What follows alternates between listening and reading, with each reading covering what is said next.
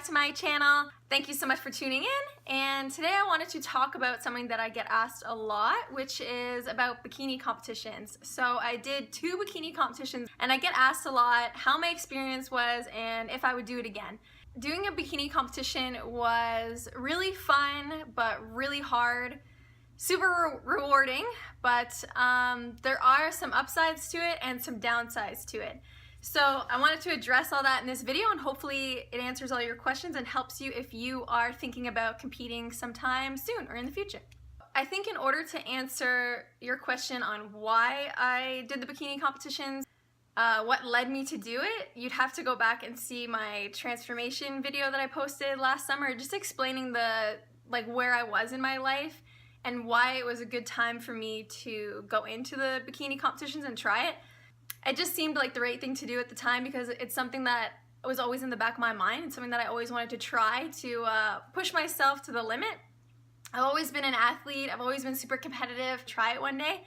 But for me, I knew that the diet would be the hardest part. I am good with training. I love going to the gym, but diet, I love ice cream too much.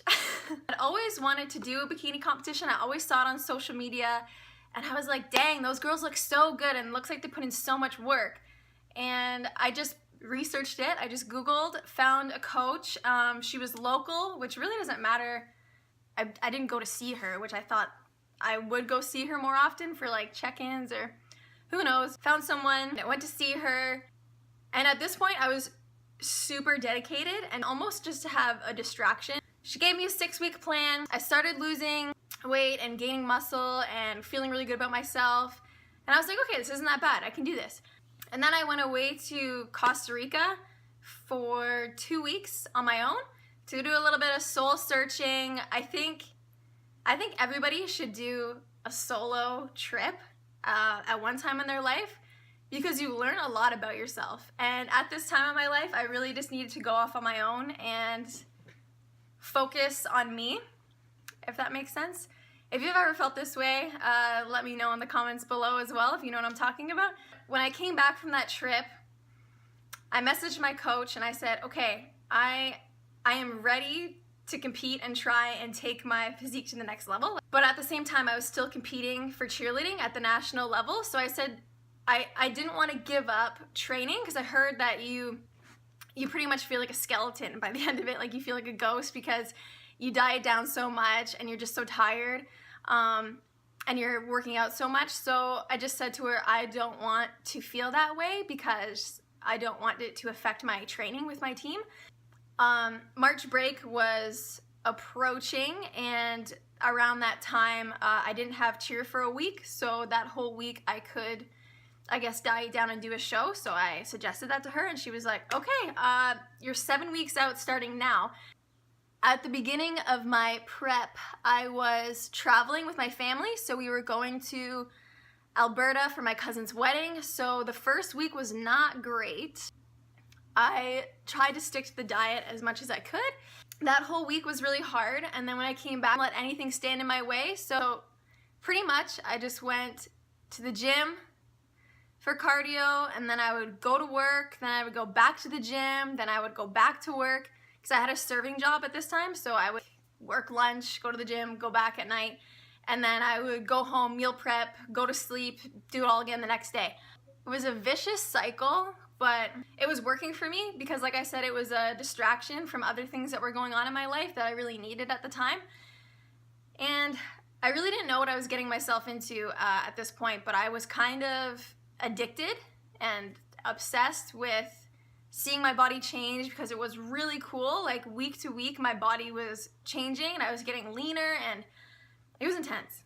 I remember like the week before my show feeling, it's so weird because your brain, like your prep brain just kicks in and you don't feel ready, even though I was as small and as lean as I've ever been, but your brain plays tricks on you because I was like, oh my God, I'm not ready. Like, am I lean enough? Am I ready? Like, I have no idea. Like, this is my first time ever doing this. I placed 4th in my first show, which was crazy, and I thought that was amazing for myself and just such a great goal accomplished, and I was happy that it was over and all the dieting was over.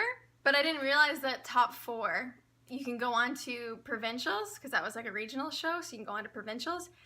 And my coach was like, okay, so provincials is in 10 weeks, so we can start prepping again in a week. I did it once, so I guess I can do it again. At this time, I was also on Team Canada for cheerleading, so the whole time that I was in Florida for the national championships for cheerleading, I was prepping. So I got this meal prep service, and I have it sending to me at all my hotel rooms, and that was just crazy, like all the planning and everything that went around that. I had to get like an extra fridge for my room, and yeah, that was crazy. And then I came back from that, and I think I was 5 weeks out or so. And I remember sending pictures to my coach being like, oh, I don't feel as lean, I don't feel as confident as I was. Like, I feel like I should look a little bit better than I did my first show. And she was like, don't worry, girl, like, you look great, like, keep going. And I was kind of like, okay, because I wanted to trust her. So I kept going on with the diet, but I was cheating a little bit, and I felt super restricted on all the food that I was eating. And I think it was too soon for me to jump into another show, but I already committed to it. And another thing about competing is that it's super expensive. So I didn't realize this at the time, but the bikini, it like costs a lot. The spray tan, the makeup, the hair, shoes, the jewelry, like so much goes into it. And then obviously like paying for the competition and paying for like your OPA card, like there was just so much. And then paying my coach, I was like, oh, this is getting kind of pricey. But again, I committed to it, so I just went with it. I should have listened to my gut, because my gut was telling me, like, you're not ready, you're not the same as you were the first time, like your metabolism is like slowing down. But I thought maybe it was just my head playing games with me again, and my coach just kept saying like, you look fine, keep going. At this time, when I was prepping for provincials, I was moving. Like I said, I was on Team Canada, I was working, like there was so much going on. I wasn't prepared to do this second show, I was only prepared to do the first show. And it just became too much, but I just kept going along with it, I guess.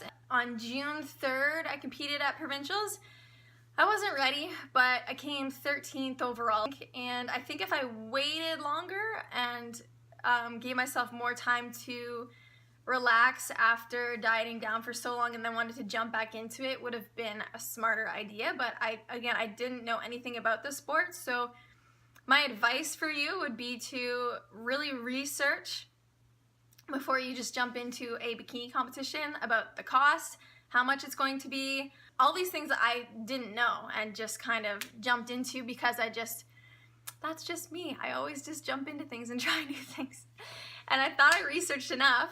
It was a lot harder than I thought it was going to be, but I did it, and I did it twice.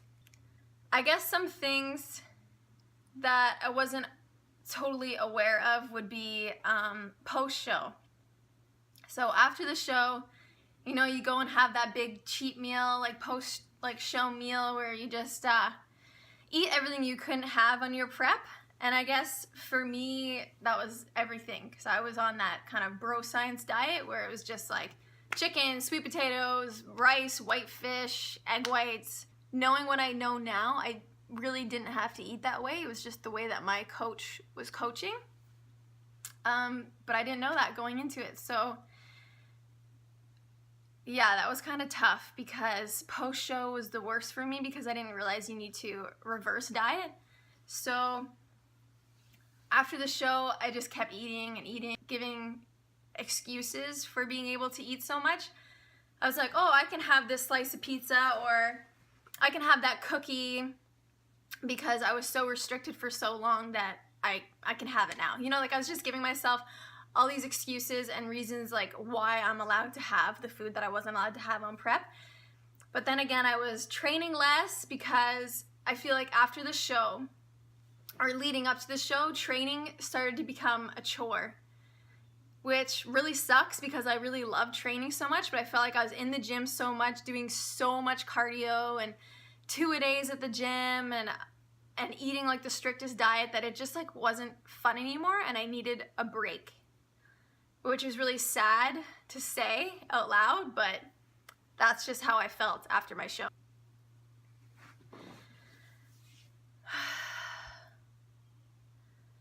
Because then I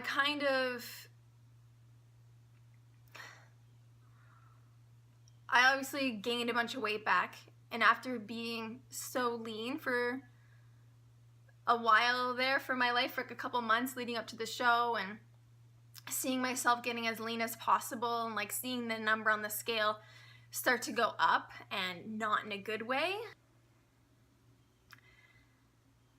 I don't know, it was really scary, because looking at yourself in the mirror and not feeling like you're able to do anything about it was really scary. I kept saying to myself, like, you know what you need to do, and then I kept restricting calories, because I would eat really bad one day, and then I would punish myself and restrict calories the next day and do like crazy amounts of cardio and like feel guilty and bad about myself. And I've never not felt confident in my own skin, and this was like the first time that I looked at myself and didn't like what I saw, and that was really scary and like pretty like depressing and pretty positive, and like to see like all the good in things. But after seeing myself that way, I was like, wow, you need to do something about this. I felt pretty lost, so I would say post-show was not the best for me. And my tip for you would be, if you do a bikini competition, just know that post-show, I think, is the most important. Like, reverse dieting is very important to be able to keep the gains that you've worked so hard for, and to find like a really healthy balance with your body, because you are going to gain weight back, because it's not healthy to be show weight, like to look like show lean all year round. It's just like a constant battle with yourself, because you saw how lean you were before, and then now you're not as small, and you literally feel huge. And it's just like really a mind game, and that's why I preach so much about mental health as much as like physical health, because you can work out, like you can just work out for hours and days, but your mental health needs to be in order.